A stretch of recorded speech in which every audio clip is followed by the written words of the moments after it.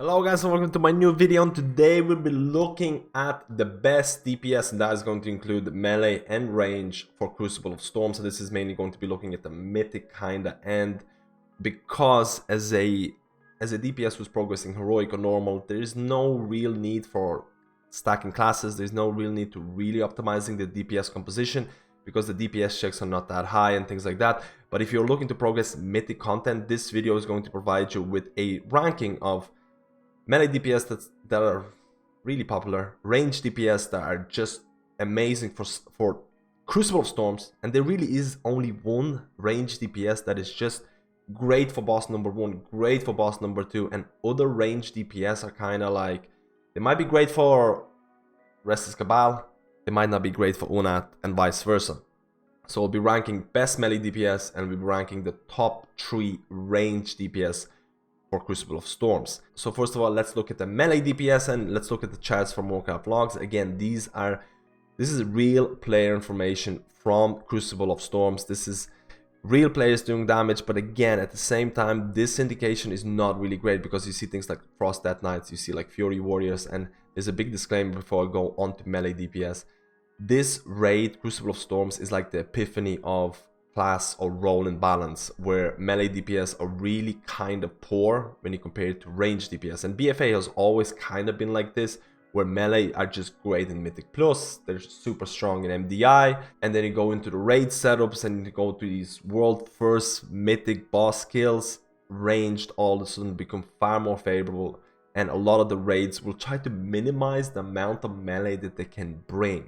So there really is only one guaranteed spot for a melee DPS, and that is going to be HAVOC Demon Hunter. And you can see here they're quite popular as well. If you look at the parses, you have to mention the Shadow Priest Warlocks, there's plenty of them for this, but in terms of melee DPS, HAVOC Demon Hunter, and they're basically guaranteed a raid spot because they can provide 5% magic debuff on the mobs that they hit.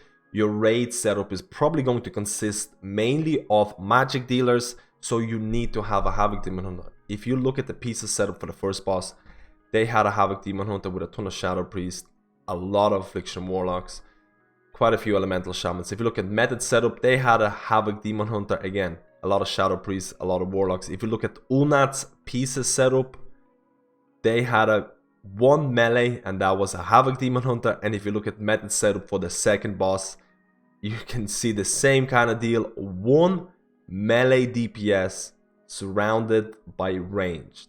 So there is really only one guaranteed spot, and that is for Demon Hunters. You can technically bring a Vengeance Demon Hunter to provide the same debuff, but Vengeance has been really poor throughout the whole BfA in terms of tanking end game bosses, so HAVOC is really the only one option. A quick mention for assassination rogues: some guilds have brought rogues for that priority single target DPS, even though these fights consist of multi-target or a lot of adds during the raid encounter.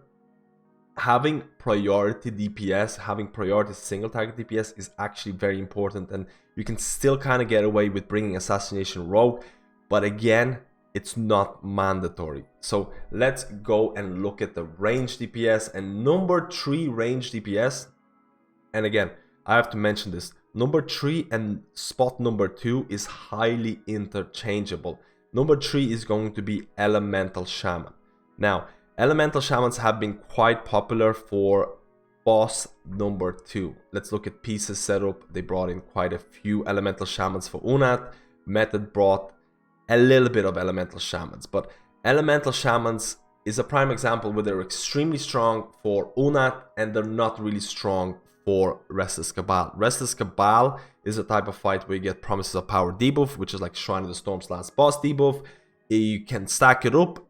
At max stacks, you're dealing tons of damage. Your HP is really low, so you're kind of like a glass cannon. You need to be able to dispel yourself, and Elemental Shamans cannot dispel themselves, so they need to rely on a healer to dispel them. And if a healer has to micromanage multiple debuffs, their uptime of Promises of Power is going to be diminished greatly. So Elemental is really not that great for Restless Cabal. You can get away with few Elemental Shamans, but they're not amazing.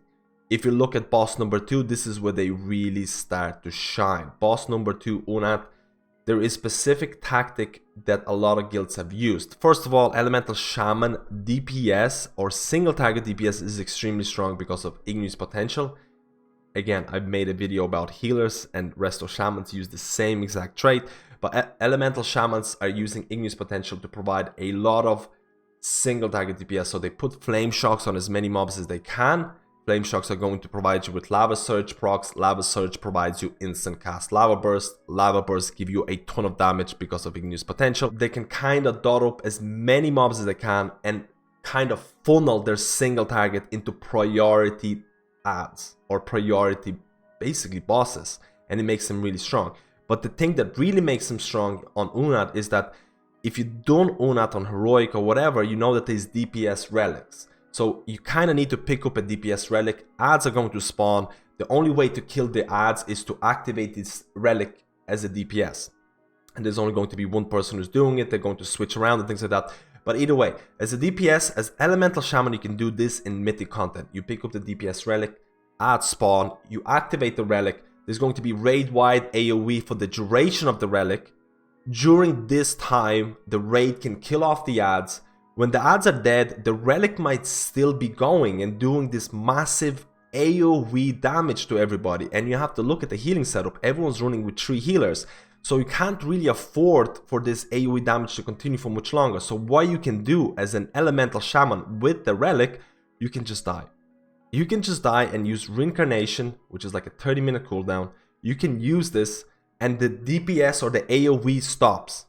So this is what majority of guilds did with Elemental Shamans. They used them as a sacrifice to minimize the AoE damage. They just made sure they had Reincarnation up for every single pull. And this was a very, very popular strategy for Unat, which makes Elemental extremely strong for Unat and somewhat okay-ish for boss number 1, but they cannot dispel themselves. So if you look at the second best range DPS, again, very interchangeable, and that is going to be Shadow Priest. Now, if you look at the logs here, you can see Shadow Priests are extremely, extremely strong. The same kind of deal. Shadow Priests are amazing for Restless Cabal and they're okay for Unat. Now, why are they so strong for Restless Cabal is because they can dispel themselves with Mass Dispel. And on top of that, they have talents like Twist of Fate, which is going to proc when a mob drops below a certain percentage. And there are mobs, Visage mobs on Restless Cabal, which kind of start off with 100% HP and then they go down to 1%.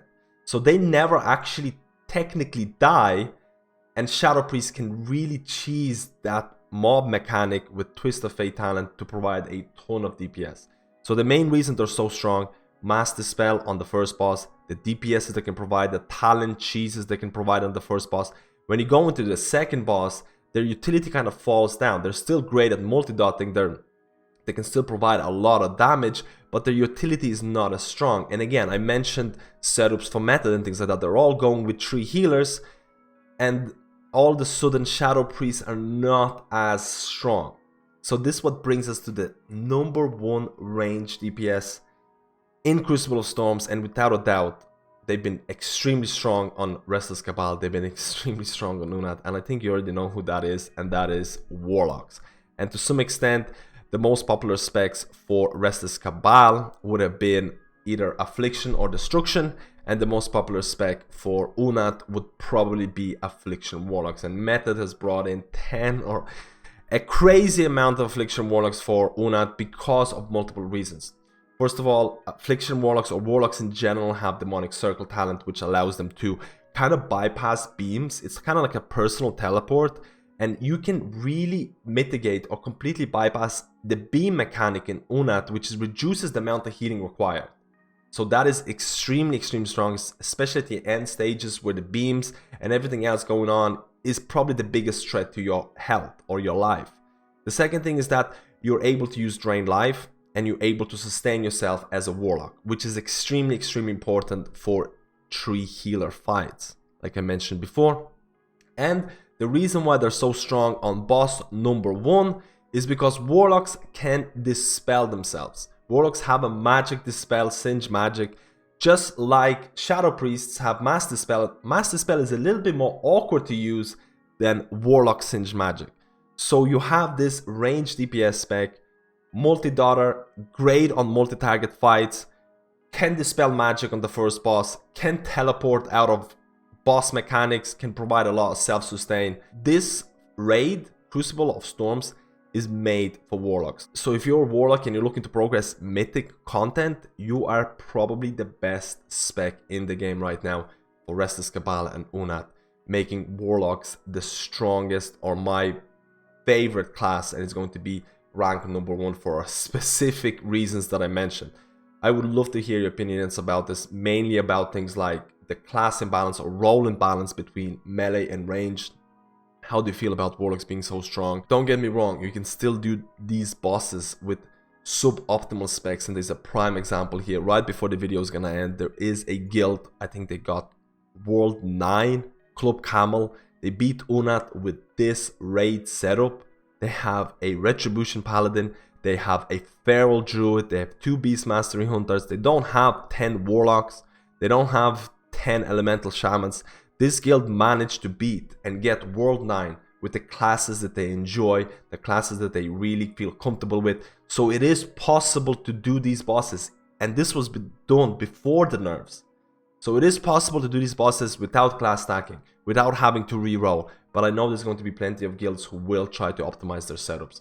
I would love to hear your opinion on this. Thank you guys for watching this video, and I'll see you in my next guide.